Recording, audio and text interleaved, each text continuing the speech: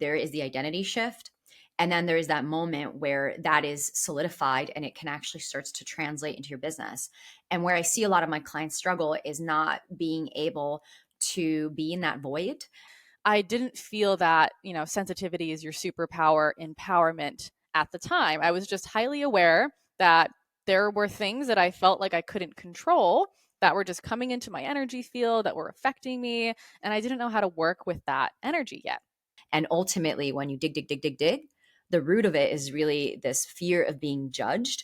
And yes, there's some inner work that you need to do around that because we get to just heal that within ourselves. But still, there is a reality that you are going to be judged. The way that I got to the point of deciding for myself that it was the right move to make and it was a part of my soul's expression was not that I could answer every single question, but I can own the fact that I didn't have to have the answer for this to be authentic. Welcome to It's Not What You Think, the podcast that takes you on a transformative journey to rewrite your story of greatness and reawaken your soul's purpose. I'm your host, Celine DaCosta, a subconscious mind expert, master coach, and believer in the limitless power and magic that lives within all of us. My intention in this podcast is to propel you into your next level of success so that you are free to create the life that your heart most desires. Through deep, actionable insights, personal stories, and world-class guests, I'll provide you with the tools, strategies, and resources you need to unlock the fullest expression of who you're meant to be in this lifetime so that you can consciously design a reality that is beyond what you could have ever dreamed of. Join me on this journey to personal growth and evolution, and let's live our lives in accordance with our highest soul's calling. This podcast is your weekly check-in to help this path become more simple, obtainable, and fun. Thank you for tuning in today, and now let's dive in. Welcome, soul family, to another episode of It's Not What You Think. Today, I have with me a very special soul sister and life and business coach and author, Amanda Bucci. And Amanda is here today we're going to open up a conversation around business, around communication, around being an empath in business. And before I hand over the mic to Amanda, just a little story about how we got connected, which was a couple of years ago through the land of Instagram. I don't even remember who found whom, but somehow we found each other, started following each other.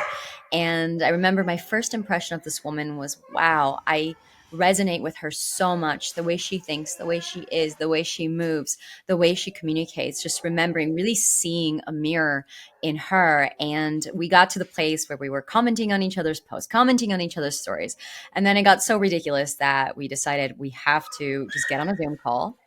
And when we did that, it was just fireworks everywhere. And then we had a session together. And anyway, long story short, we came to the place where even before I launched this podcast, we kept saying to each other, my God, we need to record our conversations because they're so deep and so intense that people need to hear them.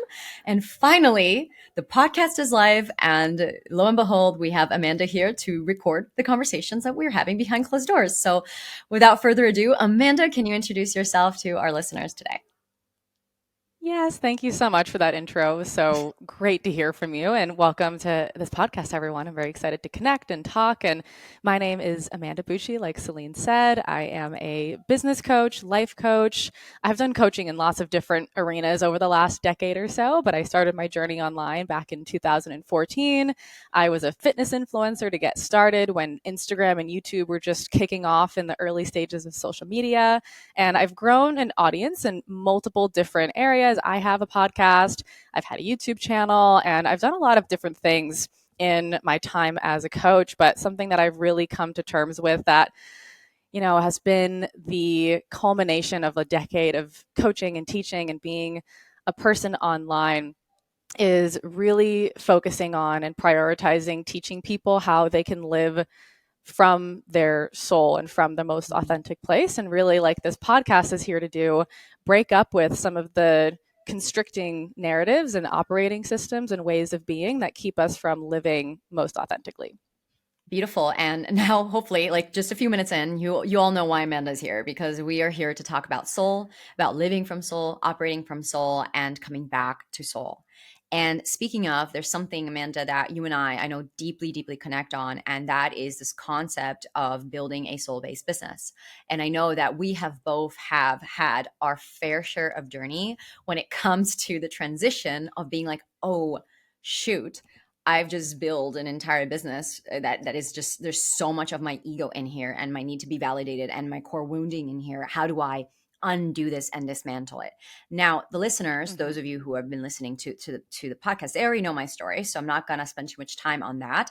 But I'd be really curious if you can share what has been your story of building, let's say, the ego-based business, and what has been your journey like around deconstructing that. First of all, being just coming to the place where you realize that that was happening in the first place, because that in itself is an initiation.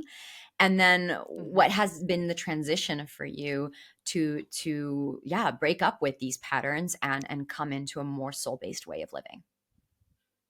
Yeah, that's such a great question. And I think a lot of people can resonate with some really pivotal points in my story and your story. So for me, I started, like I said, in early stages YouTube fitness influencer land on social media. And I was very young. I was 21 years old, 22 years old when I got started making videos. I was vlogging. I was sharing a lot about my life. And I was sharing a lot of my vulnerabilities, my heart, my lifestyle, what I was eating, how I was working out. And it was a lot of exposure. And I grew an audience very, very quickly. I remember making this video back in 2017, and the video was this goal that I had for that year of how many followers I wanted to grow on YouTube. And I was like, I want to hit 100,000 followers by the end of the year. And I grew that amount of followers in 6 months.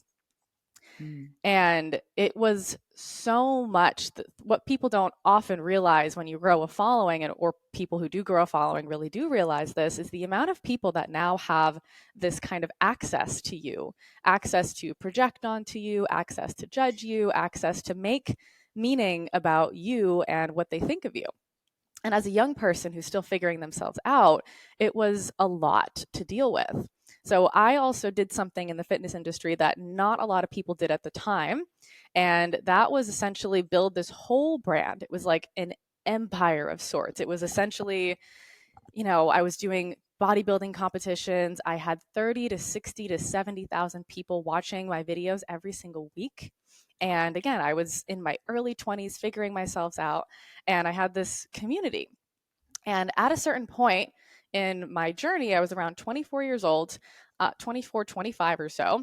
I decided, you know what? Fitness is a great part of my life, but it's not something that I want to continue doing as a brand. I don't want to be known for this. I don't want to have to keep talking about this. And I want to explore other areas. And that is a very, like, a wild thing to go through when you have hundreds of thousands of people following you, watching your content in a certain arena. And it was the first time I experienced what it's like to be boxed in by people, boxed in by society, boxed into this archetype of this is what you're supposed to do. This is who I know you as. This is what I'm expecting of you. And I pivoted into the business coaching space. I had built my own brand. A lot of people were asking me questions about how do you build a fitness business? How do you get brand deals? And I decided to try my hand in that. I joined a business mastermind with Lewis Howes, and I met all these amazing people in the business space, and people that were older than me, people that had a lot more experience with online marketing. And it really took off.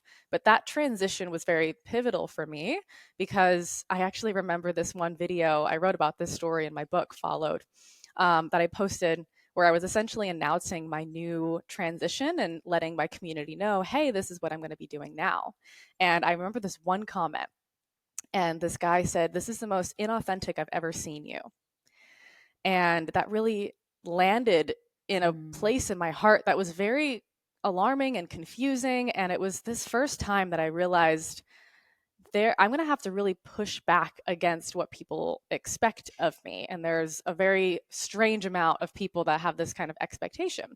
And what that built in at the time was this feeling of I needed to prove myself. So I was this young woman, had built a fitness brand. A lot of people were commenting that it was luck, that it was privilege, that it was me sharing my body. That's why people followed. And I was making content that was like helpful and educational as well. So I went on this whole journey where so much of what I was growing towards in business was rooted in the need to prove myself to other people. And in the following 2 or 3 years, I made 7 figures in my coaching business. I, really created some incredible programs. I hired team, I invested in mentorship, quite a lot of money. And I also reached burnout fairly quickly. I didn't realize I didn't have a lot of self awareness of my energy. I'm a very sensitive person and I'm a projector on a human design. And I just really was going down this path of I need to prove myself to these people online. I need to prove myself that I am more than just what people think of me. And that was the first time that I had the recognition once I hit that burnout place that I was probably building so much of my business from that place of ego and needing to prove, needing to be validated, needing to be seen and recognized for my intelligence. And I bulldozed over my nervous system. I bulldozed over what I really needed. I didn't feel comfortable in my body and my process to be seen as the student. I felt like I had to be a lot further along than I currently was. Hmm. Wow, there's quite a few threads here that feels so important for us to pull. So I'm going to take them one at a time. So the first thing that you're sharing, Amanda, that feels really important to call out here, because I know I personally have experienced this not only myself, but I know this is a huge fear of people when clients come to me and they're saying, I want more visibility, I want to be more seen.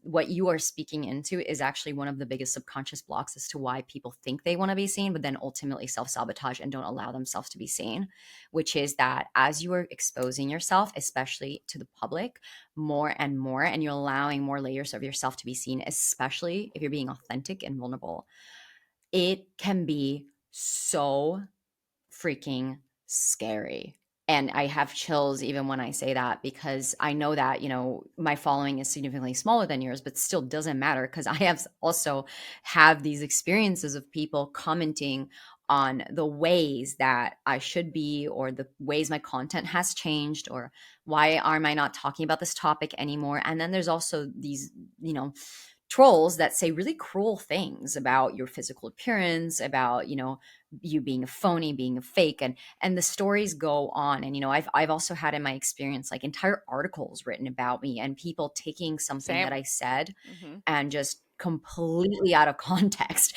and then creating a really negative post or piece of content around it. So I've had I'm sure not as much at the intensity as you, but I've had enough of a taste of this to experience that it's scary, when we call in this desire to be seen more and to I want to have more followers, and I want to be on in these articles, and I want to be in these top podcasts, and I want more people to listen to me and what I have to say in my story. That's all well and good, but if you don't get very clear on the reason why you want this and what your message is and what the purpose of this is, you may be opening a Pandora's box of exposing yourself to a lot of attention without having the tools that you spoke to. And that's something I also want to go deeper into with you, having the tools to manage your energy and to understand how you respond. Because I'm sure you relate to this as well, but there's been moments where even though I intellectually know that this person is sending me this message because they're projecting on me and because it's their own misery and sadness like being projected onto the first, the lowest hanging fruit, I'm still at these moments where I'm like, ow, my heart Mm-hmm. hurts. Like this hurts. And yes, you can sit here and say, well, I need to look at the part of myself that I need to heal so that this wouldn't affect me. And it's true. But there's also something to be said that if I'm, going about my day and just going to get a coffee and this complete stranger comes in and just like assaults online, then now I have to do all this whole process that I didn't sign up for. It's not like I'm signing up to having a tough conversation with my partner or my team member or my family member. And I'm like, okay, this relationship is important to me. I need to do the shadow work. I need to look at myself. Let's go. But it's more so, hold on, it's 3 p.m. on a Tuesday and I'm just getting this really unwelcome DM that is just completely attacking me, and now I have to go off and do shadow work. I did not this is not on the schedule today. So I have a few other I want to there's because what you just said was so loaded. But before I do, I want to pause you because I see that you're nodding, and I'm wondering if you can speak more to this experience, because I'm sure with my clients, I've seen this again and again and again. They're like, I want more visibility, and then when we dig in, it's like, but do you? And ultimately, when you dig, the root of it is really this fear of being judged. And yes, there's some inner work that you need to do around that, because we get to just heal that within ourselves. But still, there is a reality that you are going to be judged. So Yes, exactly. Yeah, I find it so fascinating. There's a whole chapter in my book called Critics, Haters, and Trolls, Oh My. Mhm. And I really did my best to break down the relationship dynamic between a creator and a follower, whether they're a really like positive follower that really cares about your work and they consider you and they hold a humanity for you, and someone, and many followers do this. We do this to content creators and celebrities and people in the public eye all the time, but we often project a archetype or a character onto them based on our own consciousness and our own perception, and we as creators become a archetype or a character in someone else's story. Mhm. And very often, if we don't fit the mold for what comfort they can expect from us, it will create that reaction. And it's so interesting because I had to learn this firsthand. You've had to learn this firsthand. And yes, we don't sign up for having to do inner work and shadow work because some random person on the internet hit a part of us that was clearly still an open wound and a vulnerability. And that's why I find it so important to be able to have that self awareness and to be able to be in the process of like the self development in your exposure online or with your business or the way that you're showing up. Because at the end of the day, if there are people online that control in a way your expression, Mhm. there will be some level of incongruence over time for you and your brand. And I've seen that with my clients over and over again, where they feel like they're aware that they're going to get judged. They know it's probably going to happen. They have evidence that it has happened in the past, and they're limiting their expression as a result of that. And I personally believe, like, go as slow as the slowest part of you and the slowest part of your nervous system, but also lean into those edges within yourself. Lean into the edge of, like, okay, there's a story that I feel really called to share, and I don't have to share it. I also believe that we don't have to share everything. There are so many things that we should keep private online and we should keep sacred, especially the stuff that we're still working through and we have a little bit of autonomy to keep to ourselves and not have to bring it all out online in our businesses. But there's like a soul initiation process to sharing a story online. And there is this like shame releasing that I think can happen when we actively, own and feel and acknowledge what is true within ourselves. And we do that inner work to really claim our story to the point where we can bring it out online knowing that people will probably judge it. I think it's like the final frontier of releasing shame and freeing yourself and liberating yourself from something that you've either judged yourself for or you've experienced shame as a result of before. Mhm. And I'm really glad you're speaking into this. When I do my brand story work with clients, I remember one of the things that starts to frustrate people is how quote unquote long it takes to get to the actual brand story, because the way I do the brand story is different. And you probably have an idea, or you definitely have an idea of how I do it, which is you gotta actually heal and reclaim the parts of your stories that have been abandoned or are still in the shadowlands before we can actually bring it out, because of exactly what you are talking about.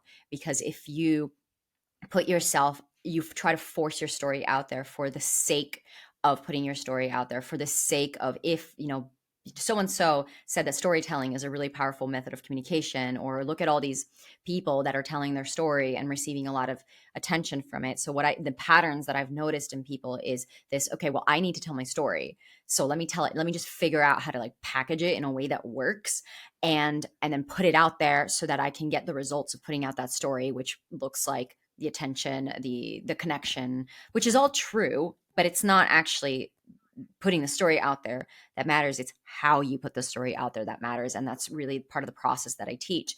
And it's what you're speaking into is that there are parts of us, like there's our story, and there's parts of us that are still raw and tender and that we haven't fully worked through. And those are the parts that we need to be responsible for in doing the quote unquote inner work.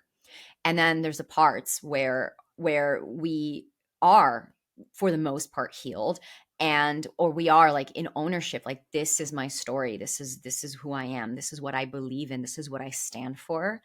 And there's a frontier, I loved how you said it, where you go and you put your story out there, and at that moment it's important to understand that even though you've done the work as much as you think you could have, there's still going to be people that don't agree or that might shut you down.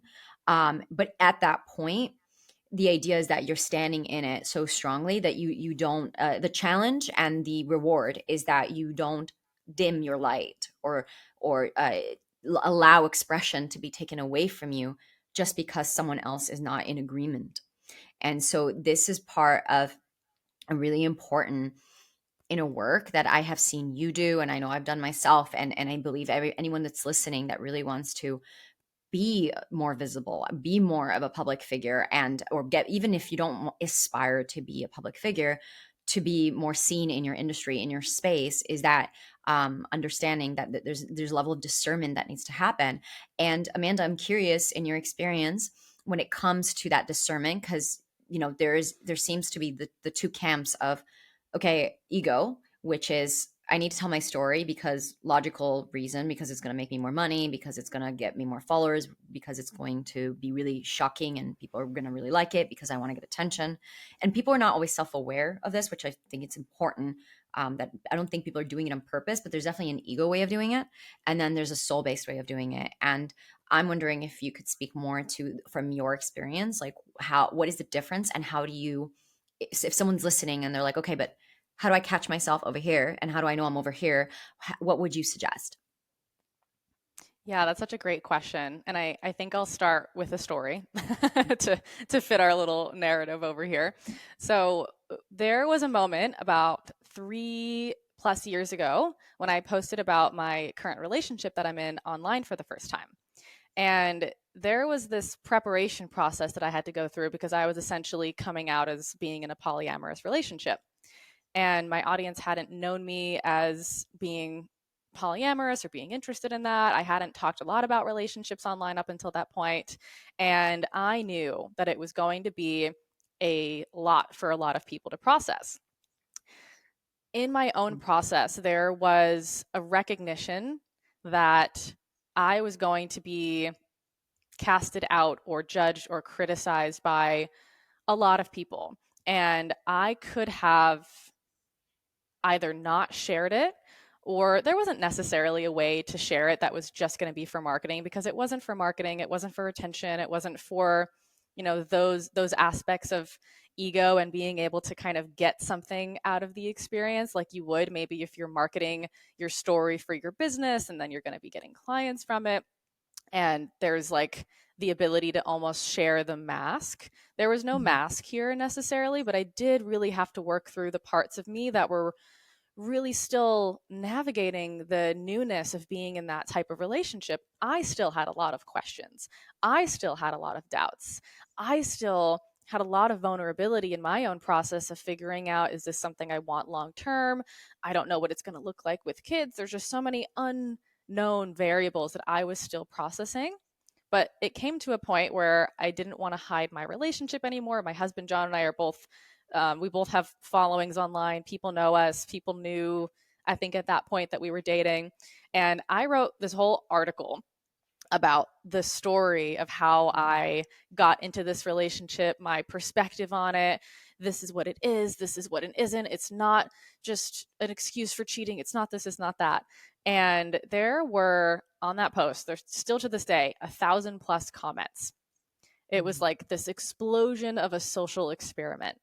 And there were people that to this day, they said in the comment section, like, I can't wait for this to blow up in your face. I think you're being manipulated. This is ridiculous. There were even people that had their own like public figure platforms that added to the conversation in the comment section that weren't necessarily nice. And it was emotionally, like you said, it was very emotionally activating still. It was still dysregulating. It was still something that, yes, you could expect that dysregulation and that actual, like the fear that we are scared of, the thing that our patterns and our subconscious self-sabotage will protect us from is that pain.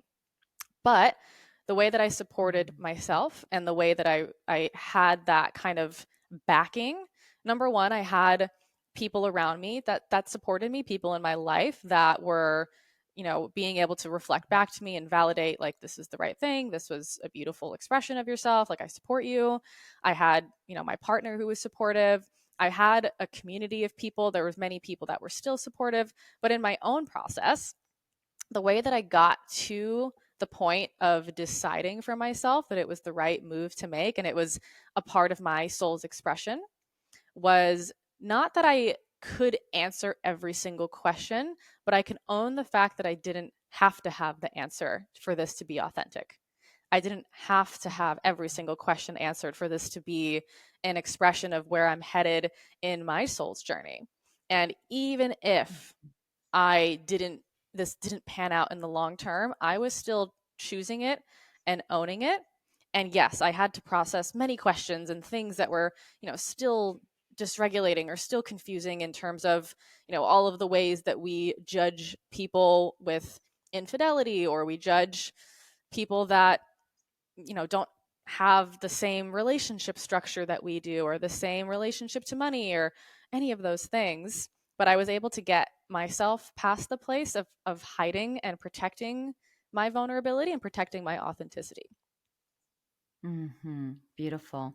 So what I'm hearing is that you had to really create a system to like consistently check in with yourself and also be clear, because what I think is really important in what you're saying is that as public figures, I think many times there's this expectation that we have all the answers. And there is, and I know I've experienced this myself, and I've worked with clients who have very, very large followings, and there's this pressure of, because this person is in the public eye, because they have this amount of followers, like clearly they know what they're talking about. And a lot of times they do, sometimes not, but that's not what the argument is here, which is more around, we're human beings like anyone else. And in the morning I was running to, I woke up, my alarm went late, and I was like, oh shoot, and I wasn't able to give my meditation the attention that it deserved, even though most of the times I have my morning meditation. This morning I didn't. And then I had to go, and I was looking for coffee, and there was no more coffee. I was like, okay, no problem, no more coffee. And then, you're going on, you're driving the car, and then we were here doing this podcast. We had technical difficulties before we started. Now we're having this beautiful conversation, and people can be like, wow, they're saying such insightful things, and this is really touching me. But then, we go home, and so, you're eating pasta and a noodle falls off. Like, we're human beings. And I think sometimes people forget that, but more so, I think more importantly, we forget that. And I know sometimes there's this self-imposed pressure, and I don't know if you relate to this, that I've put on myself to hold myself in a certain standard of I can't fall apart, or I have to make sure that I've got everything together, that I've got the situation. And I notice how this really gets amplified when we have people that are looking up to us or listening to what it is that we're saying, and how important it is to really continue to come back to our heart, to our soul, and reconnect to, who is it that I am? What do I stand for? Why am I here? So, I wanted to ask you a difficult question, Amanda, that I myself don't have the answer to. And so I asked this question knowing that you may also not have the answer to, but I still want to ask it. Are you up for it? Oh yeah, let's do it. Okay. So the question is, why do it? Why put yourself in a space where you are openly sharing your life for hundreds of thousands of people to listen, hear, and maybe criticize, form opinions about you, comment good things as well as not so nice things? Why do you do it? Why bother? That's the difficult question. I, I love that question, and I actually have an answer for you. Amazing. I'm so glad, because sometimes I ask myself this question. I'm like, I'm not totally 100% sure. I'm sure if I was in the spotlight, I would channel something. So I'm going to let you do it for the both of us. Beautiful. Well, it's funny because my husband's partner, Holly, asked me that question about a month ago or so. And, she and my husband, John, she's his other partner. She's my metamor. So it's my partner's partner. We're in a polyamorous relationship. And she is new in her social media journey. She's doing Q&As and getting asked questions about various things in her lifestyle. And she had a couple of moments where it was really difficult. So she asked me that same question of, why do you do this? Why do we keep doing this? Why are we doing this? Why don't we just keep it private and protect our peace? So I think it's a great question that everyone has to grapple with, because you can absolutely go down the pathway of protecting your peace, protecting your energy, not being as exposed. And I think over time, there will be a world in which I pull back from social media quite a bit when I'm older, when I have a family, who knows, where I keep things perhaps a little bit more private. But for now, what I found as the benefits and the ROI of being open, of sharing the way that I live my life, of sharing some stories in the messy, tricky parts of the process of either being an entrepreneur, figuring myself out, moving through emotional challenges, or navigating unconventional relationships.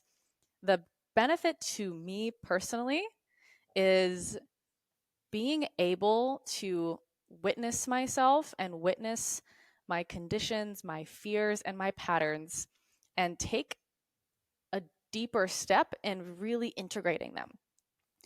Because in that projection experience where someone criticizes and someone judges, the moment that it happens is emotional. It can be dysregulating.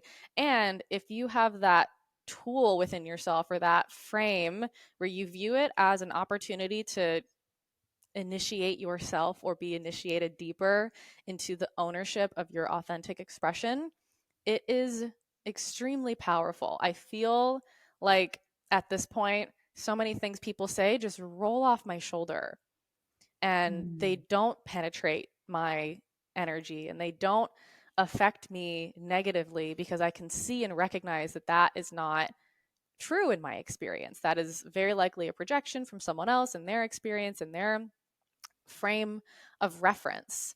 And it's so much of that I attribute to being seen and witnessed and judged and criticized by people online. So there's a very high ROI personally, like the personal benefit. On the service level, on the benefit to other people, the thing that I've received most often in my journey, like I said, I've been online for 10 years. I've been in fitness and business and self-development, relationships, communication.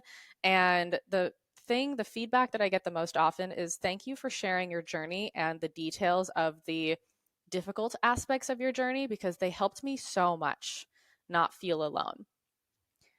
Specifically in the realm of the polyamorous relationship piece, that is this kind of taboo element of my brand that not everybody has, like a taboo element. I think, in the business coach world, the taboo is talking about money, talking about wealth, talking about how you spend your money or how you earn your money. And like that is its own taboo thing in the business world. And there are different taboo or less societally accepted elements of all of our stories, right?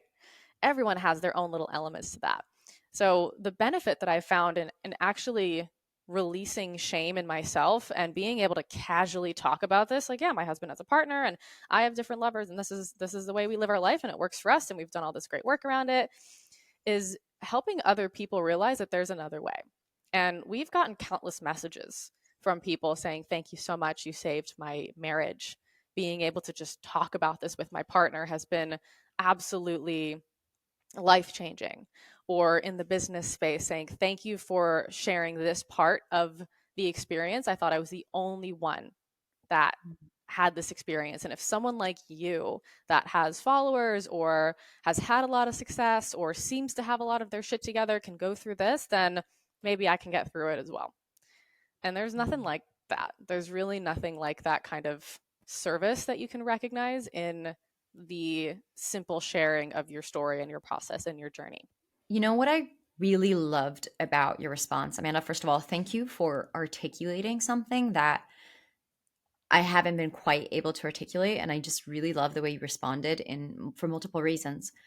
The first thing that I really value about your share is that the main ROI, let's call it for you, is actually for you. And I think this is really important because we can get caught up in that ego desire of, I want to help other people. And why am I calling it an ego desire, which might trigger some people, is that when we talk about the desire to validate our ego through our business, through our visibility, through our following, whatever it may be, the obvious ones are, let's validate it by talking about or doing something for money, or doing it something for influence, but or impact. Although the little subtle thing that doesn't get talked about or addressed very often is that wanting to help people can also be an ego validation. Wanting to help people, it sounds really noble and it's extremely socially accepted because it's such a nice thing to do. But actually, for a lot of people, I have noticed that it is a way for them to circumvent either doing the inner work or helping themselves, or understanding that ultimately you are in service to your soul. And then when you're in overflow from soul, then you can like give to others, as opposed to being in service to help others. And many people doing it from a depleted space and doing it from a space of, I have to tell my story and I need to put outside myself out there because people need to hear this. And then the questions when people come to me with that energy is, okay, but are you ready? Are you okay with this? Are you owning this? Do you feel safe? Do you feel regulated sharing this? Or are you just sharing it for the sake of how much other people need to hear it? And so what I love about your share is that you're literally saying, like, first of all, I do it for me. And I completely resonate with this because I love sharing myself and authentically, and over the months or over the years, tracking how I've grown and who I've become and what I was saying a year ago and 2 years ago and how I was responding. And I love being able to hold myself accountable by sharing, putting myself out there. Then I know that, okay, well, now I put it out there and now I definitely need to do the work to clear it. Otherwise, I won't be in integrity with myself. And so what I love as well is that you're sharing that the benefit of you being in alignment and in integrity with yourself, and you sharing this for you and what it's doing for you, is that you are in a space where you also get to help other people as a benefit, as a surplus of what it is that you're already choosing for you.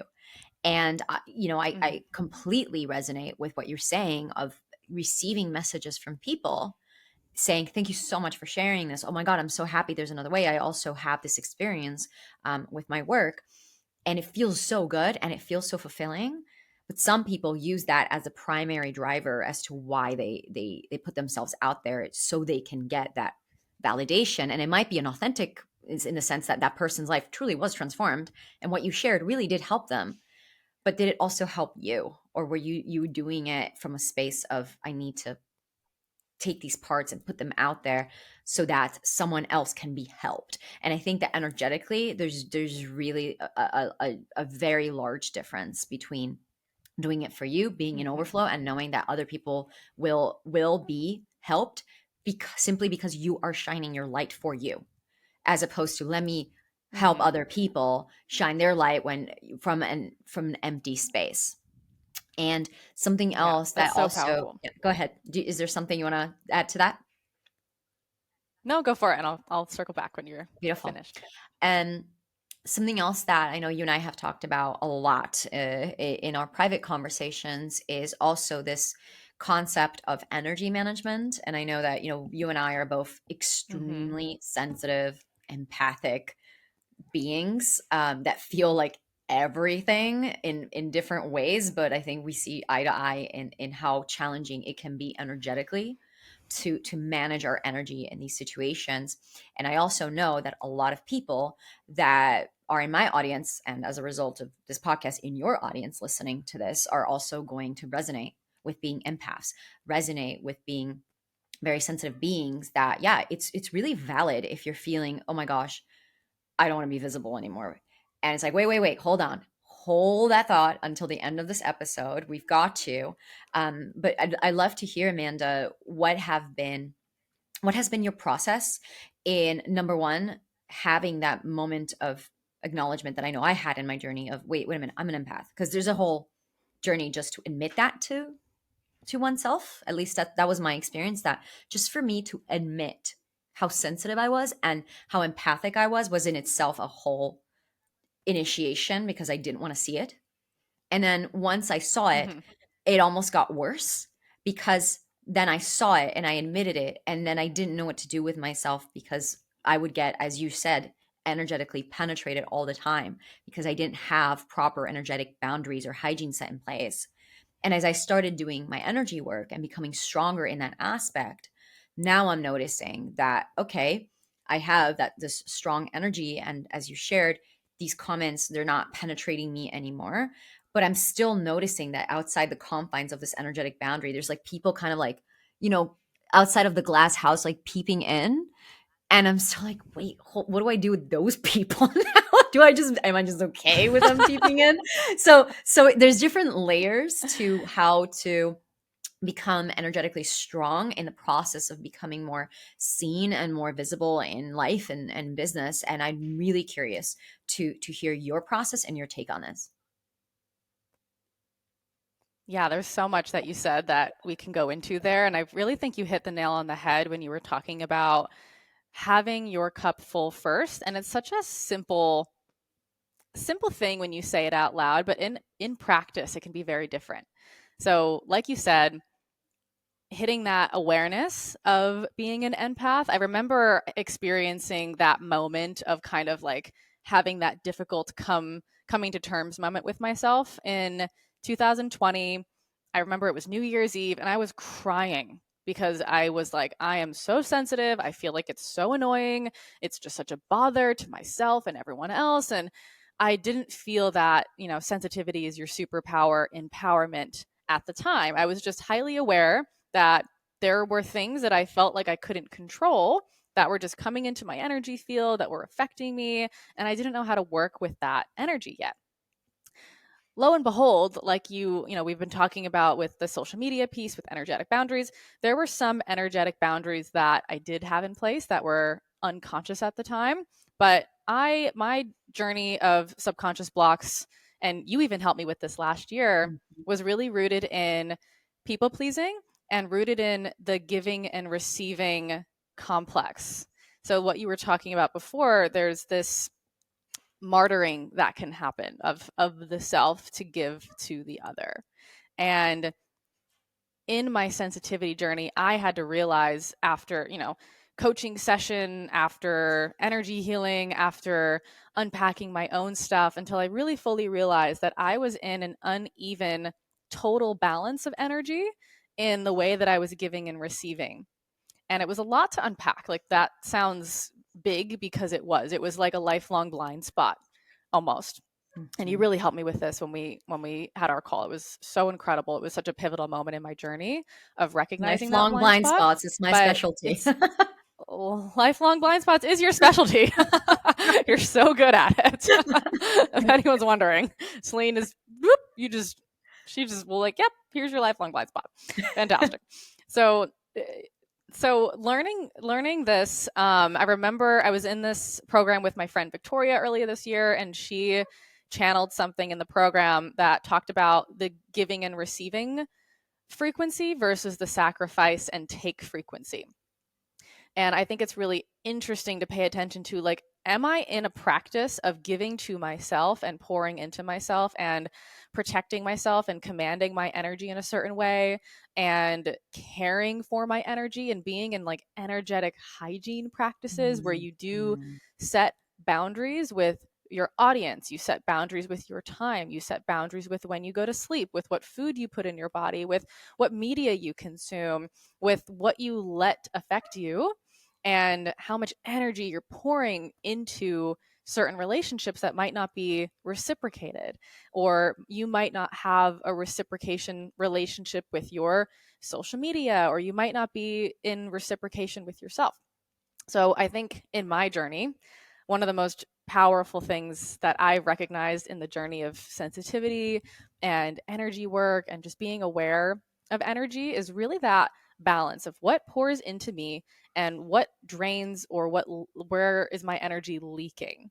And just kind of recognizing that balance, that we are of nature, we're plants, like we need to be given to, we need to give to ourselves, and we need to be in ownership of what we need in our bodies and what our nervous system needs and what our energy needs, and what creates vitality, what makes us feel vital and alive, and what actually makes us, what drains our energy pathways. What are we not doing that's not helping us bring that vitality into our day to day? So I found that vitality is very important.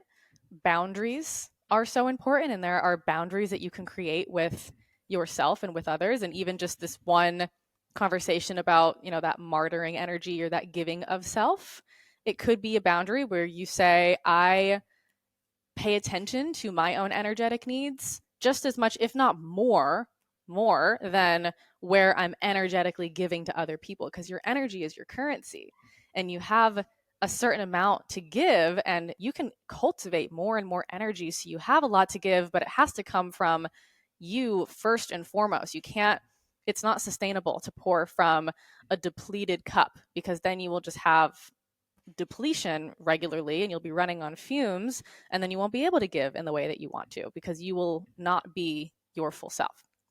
Thank you so much for speaking into that. I have my own energetic practices, but I know it's really powerful to be able to get clear on, number one, what stage are you in when it comes to your energetic management? And number two, how is it that you can actually start to put this into practice? Because both when it comes to becoming more visible in the online space or the in-person space, because we're specifically talking about the internet, but all of this really also applies if you're speaking in a stage in front of 5,000 people. I've had clients who were preparing to speak on a Tony Robbins stage in front of 10,000 people. And even then, it's actually even more intense, but the preparation is the same. And I know this is also really important in the way that you structure your business. I know that, I'm sure you can relate that the way I have structured my literal business model has had to be in compatibility with my human design, with how I am, and also with what my energy levels are, my energetic needs are. And in my program that we were talking about before this podcast, in Business by Soul, there's such a significant portion of this program that really focuses on getting very clear on your energetic template and how do you match how you work, how you message, how you put yourself out there so that those boundaries are in place. And so you can be in a space of energetic overflow, which will then, pour into the business and will give you energy to speak, to get on Instagram and speak, not from a depleted, I have to post place, but from a, I have something to share and I'm really excited to. And the same concept translates into building out your programs and, creating your business, building your team, and everything that comes along with being a business owner. There's something else as well, Amanda, that I know you and I really connect with when it comes to our journey that I feel would be super supportive to anyone who's listening, which is this concept of a transition. And I know that this is actually something that many people are going through in this during this time, which is transitioning their brand or business. This is even more prevalent when it comes to someone who has a personal brand but does not necessarily apply only to that, which is that process of, you spoke to it yourself, that you were a fitness influencer and then you moved on to doing more business stuff, and then you moved forward into also including more relationships and life and love into your work. And I would love if you could share with us, what has the process for you been to transition your identity and as a result your business, and what have been your biggest insights out of creating those transitions and still keeping the followers, keeping the income, and keeping the business? Because I think a lot of people are quite afraid that if they essentially change their business model, or if they go and pivot and do something else, that they're going to lose what they have. So I love it if you could speak into that. Yeah, I love this conversation about making transitions, and it's actually a lot deeper. I mean, when you actually are in it, you can really feel all of the emotions, all of the fears, and ultimately the identity level shift that you have to make in order to transition your brand. And the way that I see the personal journey and the brand journey is you're going through your own personal journey and your own evolution at any given moment. And when you're figuring out, okay, I am, in terms of my brand, like I'm a business coach, I teach this, I teach that. And you ultimately start translating what you think you are, or at least what problems you want to solve for people, and putting it into content and programs and assets and podcasts and whatever else. And that solidifies an identity version of you, a persona that you've created that ideally is as authentic as it possibly can be in the moment. But all of us, especially if you're on a self-development journey, we grow and we change. And often our self-development journey precedes our brand identity journey. So when you're feeling that incongruence between you and the current iteration of your brand, it is a process of, number one, getting more comfortable in your body and in your nervous system and in your relationship to yourself to really own that new identity. So I have a client navigating through this right now. I have multiple clients navigating through this right now. And one client is like a very successful 7-figure earner, and she's done a lot of things from human design to business and various things. And in her heart of hearts and souls of souls, she wants to do documentaries and be a gonzo journalist and, travel around the world and do just amazing recordings and making movies and various things. And ultimately, that process is one that is like nervous system and emotional and identity, like how you view yourself and how comfortable you feel in your body viewing yourself as that type of person.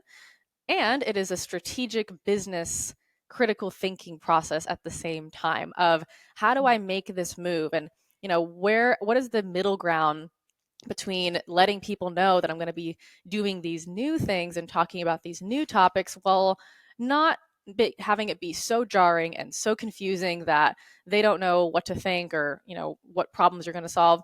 And ultimately, many people get caught up in that messy middle, that discomfort of ultimately not fully being grounded and rooted in the new identity yet, and still feeling that sticky confusion within yourself while trying to make it solid for your brand.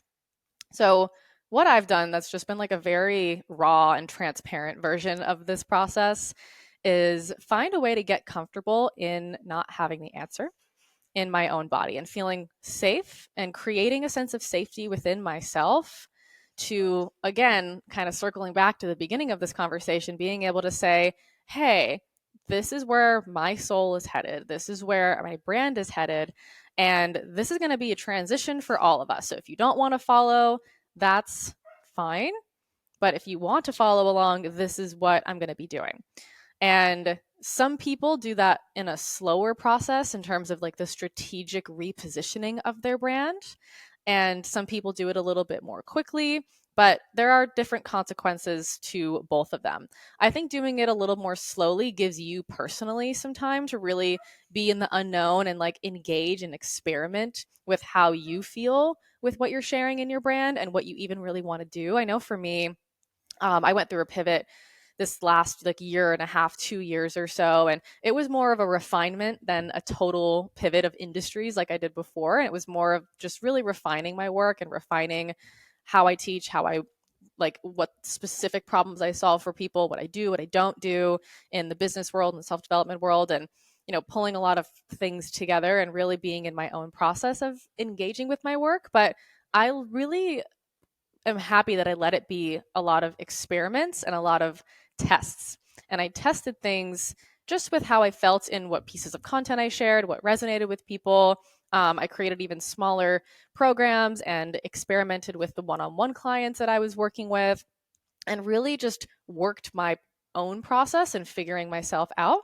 But that middle piece of being able to be comfortable enough to be in the unknown and like not really have a strong foothold in one world or the other is such a process that you are in with your body and your nervous system, and creating more evidence for yourself that you actually are that person and you can embody that person comes through practice, comes through trial and error, comes through experimenting.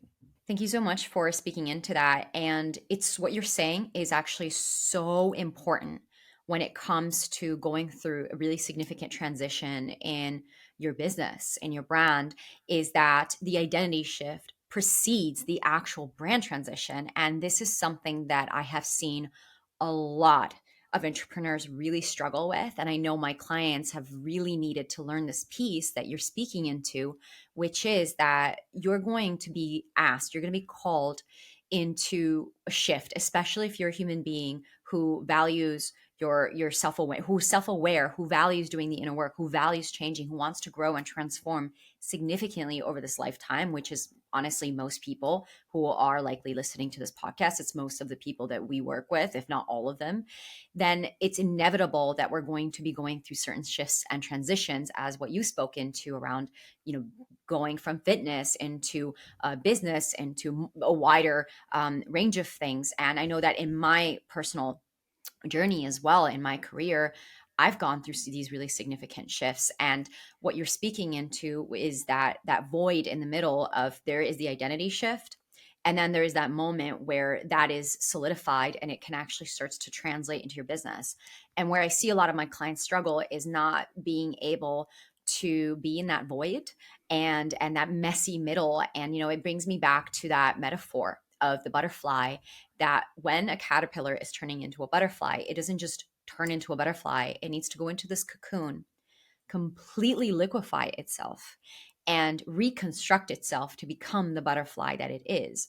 And this is what I guide my clients through, and myself as well, because of course this as well as I do, that we need to guide ourselves through this before we can guide someone else, which is we need to just be in it. We just need to be in the mess. We need to be in that realization that my identity is shifting. I'm changing. The things that used to work don't work. We need to be in the I don't have an answer right now. I don't have a solution. And I've noticed that a mistake that a lot of people make is that they create this false sense of urgency, that because they're shifting on the outside, then immediately the business, the brand has to change, the programs have to change.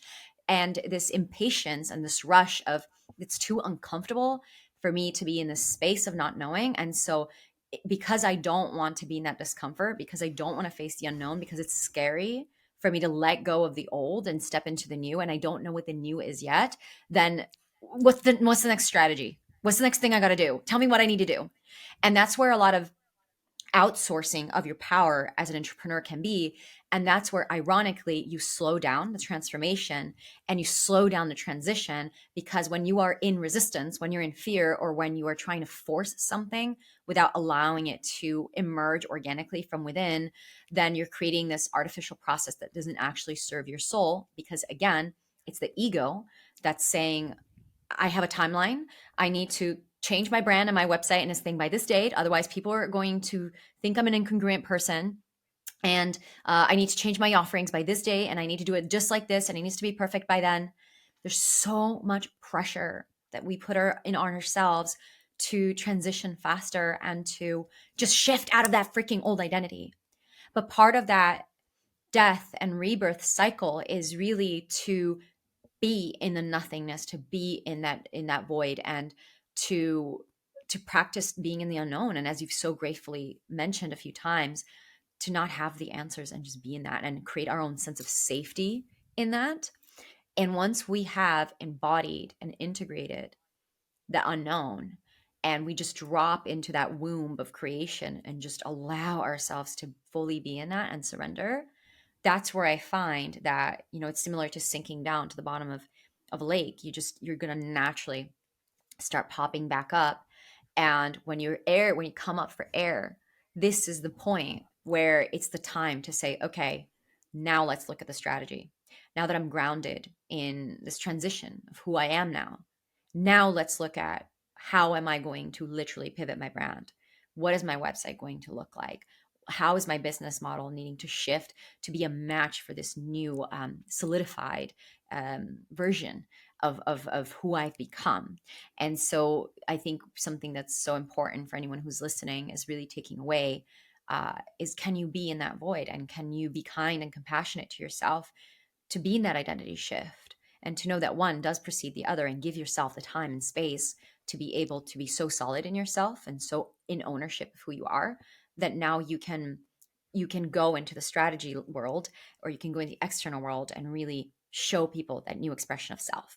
So that's been my experience of it. And before we start to wrap up, Amanda, I'm just curious as to whether you have anything to add to this, or this entire conversation, where as we're coming to close of this journey, is there anything that you're feeling called to summarize and really bring home for whoever's listening to this? I know we've been going in many different Yeah. places and spaces, so how do we land this and bring it home? Yeah, it's funny. When you were sharing, what was coming up in my head was almost giving people a little bit of like an example outline of what it could look like.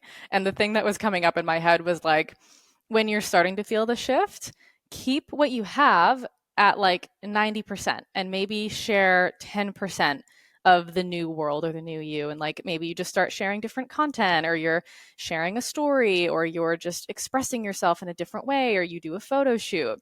But you have to have like these two pathways, like the old version and the new version, and have it slowly transition where it's like 90-10, and then it's like 70-30, and then it's like 50-50, because you also have to go through figuring out your ideal client again, creating new offers and assets, creating new marketing materials, creating new foundation essentially. So really reiterating to give yourself time and to let that shift be organic from the inside, and recognize that it's not going to be this like hard and fast, I'm just changing and I have to rush to do it. Don't put a timeline on it. That's what I recommend. Don't put a timeline. Oh my God. And quick share on that before we wrap up. I just had such a recent and visceral experience of what you're sharing, Amanda, which is that in my business, I've been growing like really quickly in the past couple of years, and it's been an incredible journey. And I remember that I got to this point actually just recently last month, and I just posted about it, where I've been doing a lot of deep reprogramming work around money and just up leveling into my next identity of wealth identity. And something that became really clear to me as I had these huge up levels recently, hello eclipses, thank you for the help, was I sat down with my business manager. I just had like a come to Jesus moment, where I said, you know what, I'm letting go of all income goals. Just done. I don't Mm-hmm. care about certain amounts of numbers anymore, about certain, like, I'm just letting go. And I want us to focus our energy and attention on creating the best possible programs, world-class products. I want to focus our energy and attention on systematizing the business so that I have more and more free time, so that the team can work more and more efficiently. Amen. So I want to focus on creating not more content, but more higher quality content. I want to be really proud of the brand that I'm building. I want to feel really proud of the work that I'm doing. And not that I didn't already, I felt proud, but it's more so this pressure and timeline that I was making to hit certain income goals. It was taking away from the joy of me just being in my sole purpose and building the thing that I'm here to build, and feeling like Mm-hmm. I had to do it by this date, or like something would happen. And I just started picking up some patterning around that. And then as I deconstructed and dissolved that pattern, I said, I know that we've had several 100K plus months, and my business has been creating high 5-figure, 6-figure months. But it was just getting to a point where I started to set that as my standard. And I'd be like, okay, if I'm not at the 6-figure month, then what's wrong with the business, And I was just putting too much pressure on me and too much pressure on the business. So I completely let it go. I sat down with my manager. I said, let's go of the numbers. I just want to focus on becoming who I need to become, and becoming the woman who is a CEO, stewarding my business in this way. And regardless of what the income level is, it's not going to take away from who I'm becoming. And so when I got super clear on what my next chapter was and where I want to go and who I want to become and how I want to serve and how I enjoy to be in the business, and I'm saying this a few weeks in, so let's see a year from now what really comes out of this episode. Basically, the next day, our business had a $70,000 sales day. And then within a few days of that, we had $150K cash come in. And that was halfway through October. And I was like, okay, got it. The message has been received. Let go of the numbers. It doesn't freaking matter. I'm taken care of. Just focus on just being, like, solidifying, grounding this identity shift, being who I'm meant to be in this planet, and creating the work that my soul just is so freaking proud of. Just let that be my focus. And I know that this is part of your journey as well. So that was just a quick impromptu story that came up as you were sharing that. Now, are there any final things that you want to share with anyone who's listening, who's gotten to know you over this episode? Anything that you want them to take away in their pocket with them as they complete this episode? Yeah, everything you just said, because I was nodding my head because I went through the same shift and the same realization of, if I can't enjoy myself and have fun and prioritize being in the highest possible energy that I can be in to create the absolute best products and the absolute best systems to create even more time and space for myself, then I'm just going to continue to limit myself.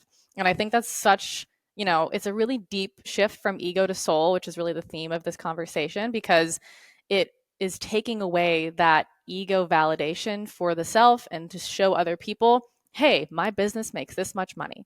And the amount of validation that we get from that is so high, and removing that is such a powerful indicator that you're moving closer to your soul. So I love that. Amazing. Amazing. Well, thank you, Amanda. I love the conversation. Our conversations never go the way we think they will, for the better. So I really love where we took this. I think we were both surprised. We're like, oh, we're going to talk about this. And they're like, what? We're going to talk about this instead. So I'm so happy to have had you today. Thank you so much for your wisdom and for sharing your life and your authenticity, your vulnerability. I love you so much. So I'm really glad to have you here and to share you with everyone else. And Amanda, for anyone who doesn't know you or wants to get to know you better, how can we find you? Yeah, thank you so much, babe. I so appreciate you. And for anyone who is interested in following, Instagram is the best place to find me, at Amanda Bucci. You can find programs, website, book, all of that stuff. And if you are interested in the book Followed, you can find it on Amazon and any of your local retailers. Definitely go check out her book if you want to hear more about what it's like to be followed. So thank you so much for tuning in. And as always, if you loved this episode, if there's any key insights that you received from our conversation, feel free to let us know and, screenshot this episode. Let us know, post it on Instagram, let us see you. And thank you personally for sharing. And thank you, Amanda, for being here. And I'll talk to you very soon. And for those of you who are listening, thank you so much for showing up. And I will see you in the next episode. Thank you, beautiful humans, for tuning into today's episode of It's Not What You Think. If you loved what you received today, make sure to subscribe so that you don't miss out on future episodes, and leave us a review on Apple Podcasts, as it helps us reach even more amazing listeners like you. If we aren't already connected on social media, come receive even more tips and inspiration by following me on Instagram at Celine DaCosta, or visiting my website at celinedacosta.com. After listening to this episode, I invite you to take a few moments to reflect. What stood out to you? What were your key takeaways or breakthroughs? And if there was one action step you could take from this, what would it be? Thank you again for joining me on this journey. I'm sending you so much love, and I can't wait to connect in the next episode. Until then, keep sharing your unique gifts and living out your most magical life.